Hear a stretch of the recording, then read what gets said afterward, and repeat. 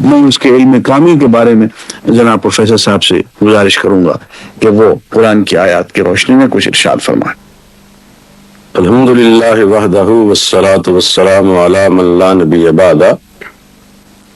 اللہ تعالیٰ کے علم کے بارے میں سورہ انعام میں اللہ تعالیٰ ارشاد فرماتے ہیں وَعِندَهُ مَفَاتِحُ الْغَیْبِ لَا يَعْلَمُهَا إِلَّا هُوَ، اسی کے پاس غیب کی چابیاں ہیں، اس کے سوا اس غیب کو کوئی نہیں جانتا۔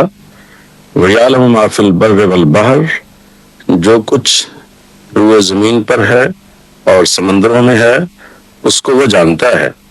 وَمَا تَسْقُطُ مِن وَرَقَةٍ إِلَّا يَعْلَمُهَا، کوئی پتا کسی درخت سے گرتا ہے وہ اس کے گرنے کو بھی جانتا ہے۔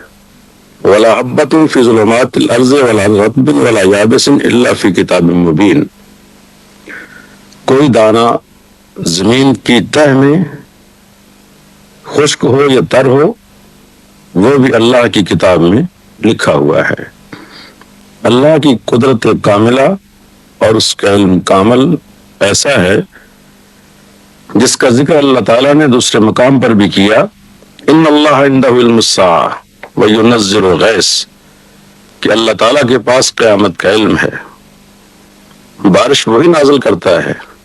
وَيَعْلَمُ مَا فِي الْأَرْحَامِ، وہی جانتا ہے کہ ماں کے شکم میں کیا ہے۔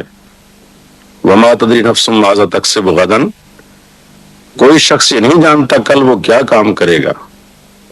وَمَا تَدْرِي نَفْسٌ بِأَيِّ أَرْضٍ تَمُوتُ، یہ بھی کوئی نہیں جانتا کہ اس کی موت کس سرزمین میں واقع ہوگی۔ جو رب یہ جانتا ہے کہ پتا کہاں گرتا ہے، زمین کی تہ میں کیا ہے، آسمانوں میں کیا ہے، وہ ہمارے دلوں کے حال کو جانتا ہے، ہمارے اعمال کو جانتا ہے۔ قیافے اور اندازے سے کچھ باتیں کہی جاتی ہیں مگر حتمی علم اللہ کے سوا کسی کو نہیں ہے۔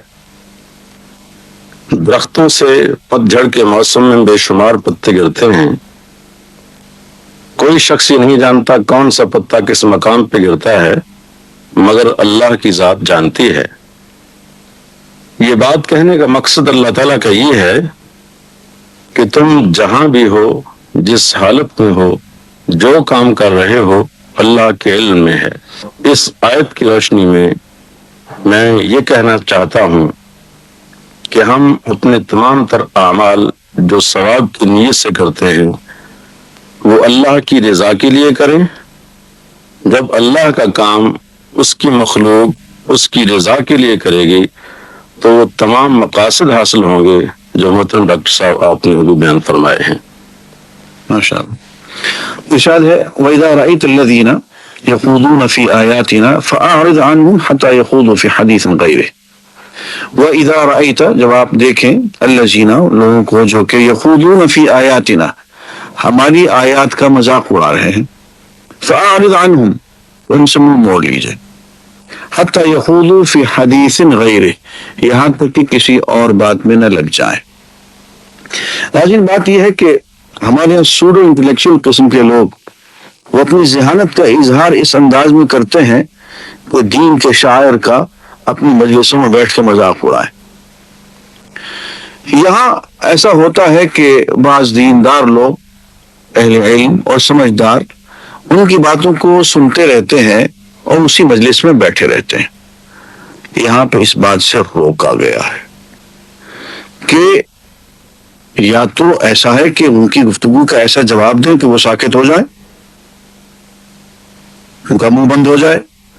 اگر علمی طور پہ یہ قوت نہیں ہے فَأَعْرِضْ عَنْهُمْ تو ان سے منہ موڑ لیجیے، ان سے ہٹ جائیے، ان کی مجلس سے اٹھ کے چلے جائیے اور کہہ دیجیے کہ میں بیزار ہوں تمہاری اس گفتگو سے۔ دینی حمیت کا یہ تقاضا ہے کہ اللہ اور رسول کے خلاف، آیات ربانی کے خلاف، شاعر دینی کے خلاف ہم کوئی بات نہ سنیں۔ معقولیت سے ان کو جواب دینا چاہیں دیں، اگر کوئی سننا نہیں چاہتا ہے تو ان کی مجلس کو چھوڑ دیں، ان سے ایک طرف ہو جائیں۔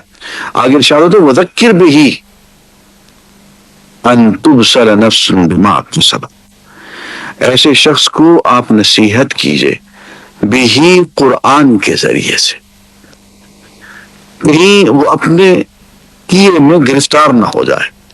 ایسا نہ ہو کہ اپنے عمل کے نتائج میں وہ کہیں گرفتار ہو جائے، اس سے اس کو بچائیں. کو نصیحت کریں لیکن نصیحت قرآن کے راستے سے کریں. وہ تو فرمایا طلب العلم فریضۃ علی کل مسلم والمسلمہ. العلم، علم عام علم کو کہتے ہیں، العلم تو قرآن کے علم کو کہتے ہیں، دین کے علم کو، آسمانی علم کو کہتے ہیں. جیسے کتاب عام کتاب کو کہتے ہیں، الکتاب آسمانی کتاب کو کہتے ہیں، وحی کی کتاب کو کہتے ہیں. ایسی العلم تو وہ حقیقی علم ہے جو قرآن و سنت کا ہے اور جو ہماری زندگی کے لیے بنیادی ضرورت ہے.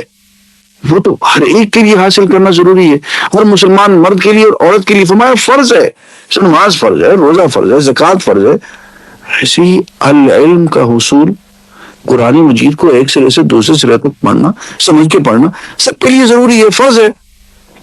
وہ نہیں ہوگا علم حاصل تو وہ ذکر بہی پہ عمل نہیں ہو سکتا کہ اس قرآن کے ذریعے سے لوگوں کو نصیحت کیجئے. ان تبصل نفس بما کسبت، کہ کوئی نفس اپنے کیے اور اپنے عمل میں گرفتار ہو کے پھنس نہ جائے.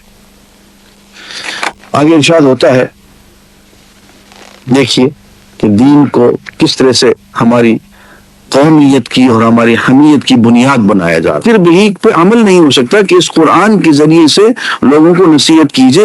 ان تبصل نفس بما کسبت، کہ کوئی نفس اپنے کیے اور اپنے عمل میں گرفتار ہو کے پھنس نہ جائے.